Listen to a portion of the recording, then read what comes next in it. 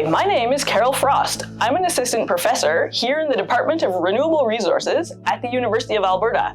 I study arthropod community ecology, and some of my research projects now are on exactly this question. What else can we do with solar farms?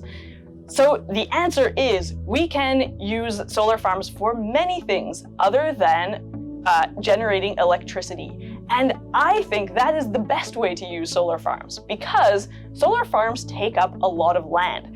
So ideally, we would be able to use that land for multiple purposes, not just producing energy.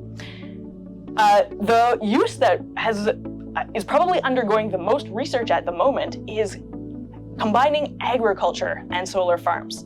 And these systems have the name agrivoltaic systems.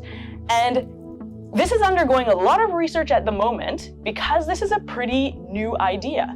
And also, when you think about it, crop plants require sunlight and they require water. But when you have solar panels over land, those solar panels take sunlight, that's their job, and they also provide, they also intercept water. So water falls on a solar panel and then runs down, and you get very wet areas at the bottom of solar panels and very dry areas under solar panels. So that creates a challenge for growing crop plants in and around solar panels.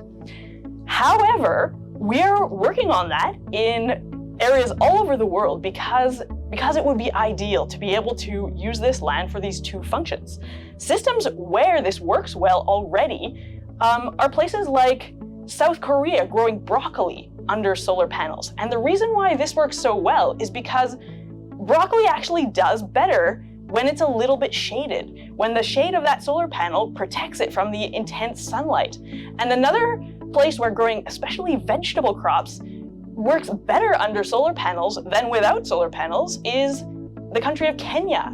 And that's because Kenya is a tropical country that has very intense heat and light from the sun. And vegetable crops often just don't do well in that intense of light and heat. So we have to research it and think about it carefully and design agrivoltaic systems carefully. But in many cases, we can find these win-win situations where it actually works really well to grow crops and have solar panels on the same land. Another kind of agriculture that we can do in solar farms is animal agriculture. We can have small grazing animals running around in and amongst the solar panels underneath them, grazing grass. I'm not aware of this being done with cattle yet because cattle tend to rub against things and they can cause a lot of damage to any structures that there are in a field. But smaller animals like goats and sheep are already being used in grazing systems under solar panels.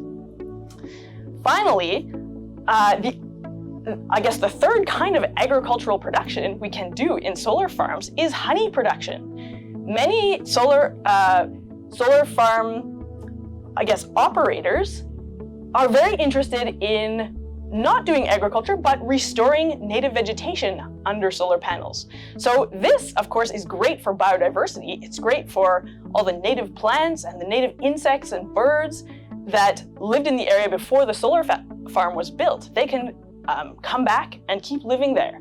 But the other thing that we can benefit from as people is if we put honeybee hives in these solar farms, because honeybees in most parts of the world are not native. They're actually a kind of insect livestock.